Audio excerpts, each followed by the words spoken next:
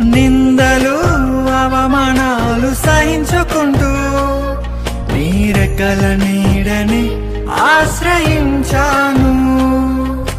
నీ వాగ్దానములను చేతపట్టి నీ వాగ్దానములను చేతపట్టి నీ ముఖముపై దృష్టి ఉంచినానయ్యా.